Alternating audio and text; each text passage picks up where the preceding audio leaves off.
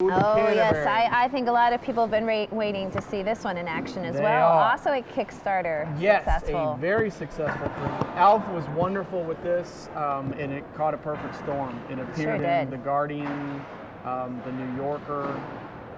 Kickstarter supported it, which also generated some attention. Yeah, it was a Support has just featured been Kickstarter for a while. Yes, just really been outstanding. So what we did, I'm going to put this side by side with Pastiche for a second, just so you can kind of see it.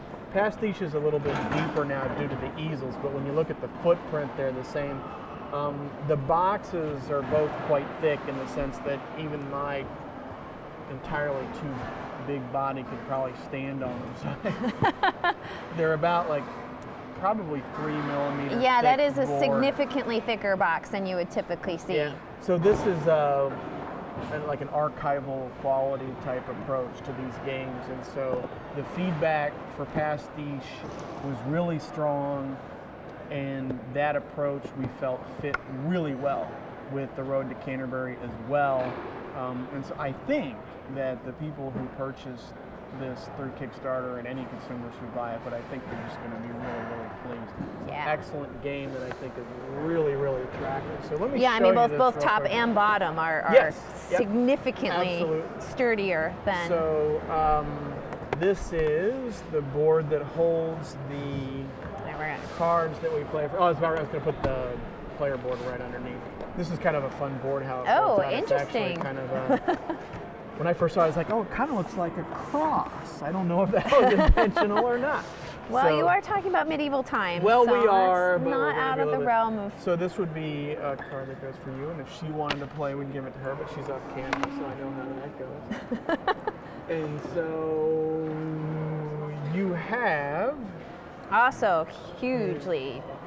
Yes, thick. I mean, it's at least a couple millimeter thick cardboard there as well. Right, absolutely.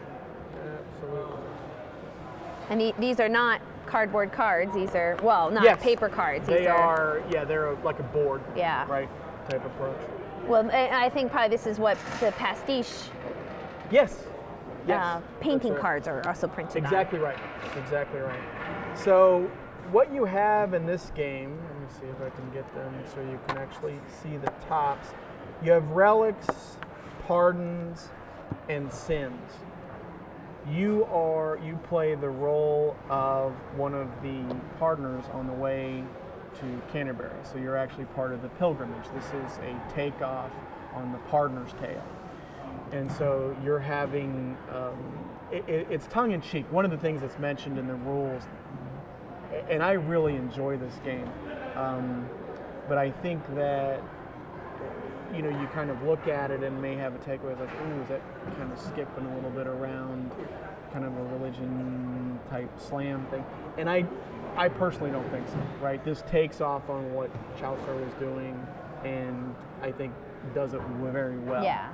So, and more importantly, or I would say most importantly, is it's a fun game. So that's big. So each person Religion has, aside, we hope we have fun. Yeah. Well, I'm all about having fun. So that absolutely is religion aside, but I'm not going to go there because we're on the mic. So anyway, so these are coins here as well, different sizes, which you acquire. So basically what happens is you have pilgrims. Why is he being elusive to me?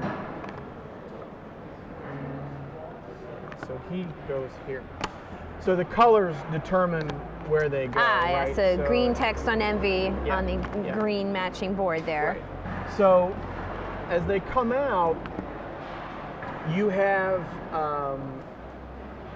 as I have cards in my hand, I can play different sins on the people as they're coming, and actually they're all out. I know what I'm doing now. See, I'm going to get myself in a lot of trouble if I stay on coming. And so I can play sins on, in front of different pilgrims. You also then can play pardons, and you get points. Those are broken out on your player board. So you get money as you pardon them. So you're kind of playing both sides of the fence, right? I'm enticing you into sin, and then I'm going while pardon. I'm sitting around the corner. That's right. That's kind of my thing. And what this does, so this is kind of the flavor of the month. what this card is telling you is this is what this particular pilgrim has a weakness or affinity for, depending on how you want to look at that, how you want to describe that. So, for example, if this had been idleness, and I pardon idleness, then I would actually get credit for 2, and you get more depending on how, as cards come out. So that count plays a role. Also then, if the friar pawn is actually on that particular flavor, that's sin of the month, so to speak, then you would get for that as well. So if these 3 had all been idleness, then I would get 3 for that. So, and this moves around when it gets pardoned. You have relics that allow you to influence where that goes. And these are all tongue-in-cheek. The fingernails of St. Vincent, you remove 1 cube of any color from any active pilgrim, not from deceased, and return it to its owner. So as I pardon pilgrims, I have I was just going to ask you what these are for. Yes, that actually go on. And those are important because that plays a role in how you score at the end of the game. Ah. So, because these are deadly sins, so once you get to That's 7, true, the pilgrim goes upon their merry way. Oh, that makes sense. Now, how many did this play? This plays 2 or 3. Kind of an interesting That set is an area. interesting mix. Yes, and, it works very well for both numbers, but 4 doesn't get the. And what's about the time length on this one? About 45 to 60 minutes is about what it is. So on the shorter side. Yes, I think sitting here so. at a game fair in Essen. Yes, absolutely, absolutely. This one is actually in a container in the U.S. right now, so that'll be available. It is not available for sale here. Kickstarter people get that first. Yeah. I say that with montage.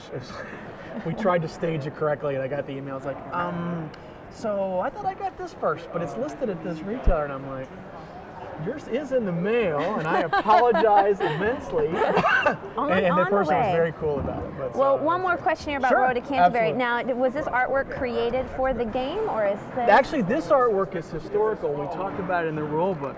I appreciate you asking that. So, one of the things, Rick and Alf work together. So Alf is the designer, Rick is the president of Fred, overseer of Eagle and Griffin, and those two work extensively. Rick was a huge driver on this and helped find the artwork and whatnot. So we actually talk a little bit about the Canterbury Tales and the artwork here, so I keep forgetting, I got to orient to myself. So this, let me get this flat to try and make sure we reduce the glare. But this basically shows you the artwork here. So this was actually from Bosch's tabletop, 7 Deadly Sins and the 4 Last Things. And so this is historical artwork. Pretty much instantly became your game board. It did. It absolutely did. Well, that's nice. Didn't have to worry about layout very much on that one. Well, kind of like that. That's very true. But as I saw this unfold, I just was so excited about the work Rick did on this. I thought he did an excellent job. And I think the way it's been received reinforces my take on it. Yeah. So I'm very excited to see this come to print. I think it's going to do very well.